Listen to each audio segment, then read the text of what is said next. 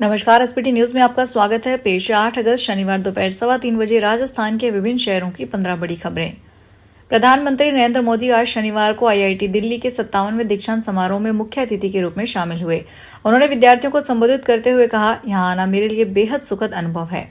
PM Modi ने छात्रों को सम्मानित भी किया। पीएम मोदी ने छात्रों से कहा कि आज के इस पल को खुलकर जी लीजिए। पीएम मोदी ने छात्रों से कहा, यह आपकी नई यात्रा की शुरुआत हो रही है और यह यात्रा उत्साह और जुनून से जुड़ी है। हर छात्र के मन में आने वाले कल का सवाल है और हर किसी का अलग सपना है। उन्होंने कहा कि आप सिर्फ डिग्री ही नहीं, सपने लेकर निकल रहे हैं। राजस्थान शिक्षा विभाग ने राज्य स्तरीय शिक्षक सम्मान समारोह 2026 की नई गाइडलाइन जारी की है। इसके तहत लगातार दूसरी बार ब्लॉक स्तर पर शिक्षक सम्मान समारोह नहीं होगा और 5 सितंबर को केवल जिला व राज्य स्तर पर सम्मान किया जाएगा। इस बार कुल 179 शिक्षकों का चयन होगा, जिन्हें जिला स्तर पर 11,000 और राज्य स्तर पर 21,000 रुपए का नगद व प्रमाण पत्र दिया जाएगा। इच्छुक शिक्षक 7 से 11 अगस्त तक शाला दर्पण पोर्टल पर ऑनलाइन आवेदन कर सकेंगे। नई गाइडलाइन के अनुसार लगातार दूसरी बार ब्लॉक स्तर पर ब्लॉक स्तरीय शिक्षक सम्मान समारोह नहीं होगा। अगले माह 5 सितंबर को केवल जिला और राज्य स्तर पर ही शिक्षक सम्मान समारोह होगा। राजस्थान में तेज बारिश के अलर्ट के बीच जयपुर, कोटपुतली, बहरोड और दौसा सहित कई जिलों में आज भी सुबह से बरसात हो रही है। कोटपुतली बहरोड जिले से निकलने वाले जयपुर दिल्ली नेशनल हाईवे पर जगह जगह पानी भर गया। शहरी इलाकों में बाजार व घरों में पानी घुसा है। जयपुर में लगातार दूसरे दिन सुबह से रुक रुक कर बरसात हो रही है। मौसम विभाग ने शनिवार को 30 जिलों में तेज बारिश की चेतावनी दी है। सीकर और झुंझुनू में भारी बरसात का ऑरेंज अलर्ट है। राहुल गांधी ने शनिवार को कहा कि महिला आरक्षण बिल 2023 में ही संसद से सर्वसम्मति से पास हो चुका है और कांग्रेस ने इसका पूरा समर्थन किया था। अब 3 साल बाद भी इसे लागू नहीं किया गया है। राहुल गांधी ने केंद्रीय मंत्री किरण रिजिजू से सवाल किया कि महिला आरक्षण कानून को लागू करने में देरी क्यों हो रही है और इसे परिसीमन से क्यों जोड़ा जा रहा है। उन्होंने सरकार में से 2023 में पारित कानून को बिना किसी शर्त के लागू करने की मांग की।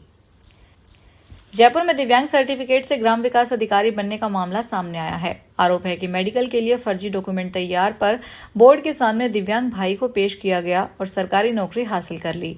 मामले में हॉस्पिटल थाना पुलिस ने एफआईआर दर्ज करके जांच शुरू कर दी। एसएमएस थाने के एसआई सूरजमल ने बताया कि सीकर SC/ST सेल के हेड कांस्टेबल गणपत सिंह की ओर से मामला दर्ज करवाया गया है। राजस्थान के अजमेर शहर में शनिवार सुबह भीषण सड़क हादसा हो गया। शहर के नया बाजार स्थित चौपट पर तेज रफ्तार कार ने दोपहिया वाहन को टक्कर मार दी। हादसे में दरगाह थाना क्षेत्र के त्रिपोलिया गेट चौकी प्रभारी राजेंद्र प्रसाद और हेड कांस्टेबल प्रदीप कुमार गंभीर रूप से घायल हो गए। क्षेत्रवासियों की सूचना पर पुलिस मौके पर पहुंची और घायल पुलिसकर्मियों को उपचार के लिए JLN अस्पताल ले जाया गया। हादसा उस वक्त हुआ जब अजमेर के दरगाह थाने में पदस्थापित सहायक उप निरीक्षक राजेंद्र प्रसाद और हेड कांस्टेबल प्रदीप सुबह दरगाह में VIP ड्यूटी करने जा रहे थे। केंद्रीय गृह मंत्री अमित शाह 16 अगस्त को 1 दिवसीय दौरे पर अलवर आ रहे हैं। इस दौरान वे जिले को कई बड़ी सौगातें देंगे, जिसमें सर्च डेयरी के लिए नए प्लांट का शिलान्यास और मेडिकल कॉलेज के नए भवन का उद्घाटन शामिल है। इसके अलावा कई अन्य विकास योजनाओं के भी लोकार्पण की संभावना है। पहले अमित शाह की जनसभा का आयोजन सरस डेयरी परिसर में करवाने का प्रस्ताव था। हालांकि मानसून के कारण वहां पानी भर जाने की वजह से ऐन वक्त पर सभा स्थल बदलना पड़ा। अब यह रैली शहर के विजयनगर ग्राउंड में आयोजित की जाएगी, जिसकी तैयारियां शुरू हो गई है। अतीक अहमद का बेटा अली झांसी जेल से पैरोल पर बाहर आ गया है। शनिवार सुबह 9:30 बजे 30 पुलिसकर्मी उसे 400 किलोमीटर दूर प्रयागराज लेकर रवाना हुए। अली का चेहरा नजर न आए, इसलिए पुलिस ने वैन पर पर्दे डाल दिए। वैन को जेल के गेट के बिल्कुल पास लगाया गया। मीडिया कर्मियों को 100 मीटर दूर ही रोक दिया गया। इधर लखनऊ जेल में बंद अतीक का सबसे बड़ा बेटा उमर भी थोड़ी देर में बाहर आएगा। दोनों को जेल से सीधे प्रयागराज में अपने भाई अजहम और बुआ परवीन कुरैशी से पुलिस की मौजूदगी में 1 घंटे मुलाकात करेंगे। इसके बाद दोनों को वापस जेल भेजा जाएगा। भरतपुर के बयाना इलाके स्थित बंद बरेठा बांध के गेट कभी भी खोले जा सकते हैं। बांध की क्षमता 27 फीट पानी की है। इस समय बांध में 26 फीट पानी है। मौसम विभाग की ओर से बारिश की चेतावनी के बाद प्रशासन ने बांध के आसपास के इलाके में बसे 50 गाँव में अलर्ट कर दिया है। पशुओं को सुरक्षित जगह पर ले जाने के आदेश दिए हैं। इसके अलावा जल संसाधन विभाग ने लोगों को नदी नालों से दूर रहने की अपील की है, क्योंकि जरूरत पड़ने पर बांध के गेट खोले जाएंगे, जिससे डाउन स्ट्रीम क्षेत्रों में जल प्रवाह बढ़ सकता है। हर घर तिरंगा अभियान 2026 के अंतर्गत 9 अगस्त को मुख्यमंत्री श्री भजन लाल शर्मा के नेतृत्व में राज्य स्तरीय तिरंगा रैली का आयोजन किया जाएगा। रैली को जिला प्रशासन द्वारा सभी आवश्यक तैयारियां पूरी की जा रही है। राज्य स्तरीय तिरंगा रैली 9 अगस्त को प्रातः 9:30 बजे अल्बर्ट हॉल रामबाग से रवाना होगी। रैली अल्बर्ट हॉल से न्यू गेट, वहां से सांगानेरी गेट होते हुए बड़ी चौपट पहुंचेगी। निर्धारित रूट पर रैली के सुचारू और व्यवस्थित संचालन के लिए संबंधित विभागों द्वारा आवश्यक व्यवस्थाएं सुनिश्चित की जाएगी। राजस्थान लोक सेवा आयोग ने भर्ती परीक्षाओं को पारदर्शी और समयबद्ध रूप से पूरा करने की दिशा में एक बड़ी उपलब्धि दर्ज की है। आयोग ने अपनी कार्यप्रणाली में तेजी लाते हुए जुलाई 2026 से अब तक मात्र 28 कार्य दिवसों की अल्प अवधि में विभिन्न लंबित भर्तियों के निस्तारण में उल्लेखनीय गति दिखाई है।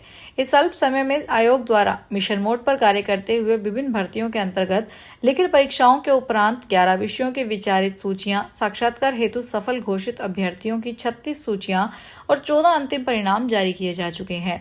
कर्नल केसरी सिंह महज 28 कार्य दिवसों में आए इन त्वरित परिणामों पर राजस्थान लोक सेवा आयोग के अध्यक्ष कर्नल केसरी सिंह ने स्पष्ट किया है कि आयोग का पूरा फोकस तय समय सीमा में कार्य पूरा करने का है।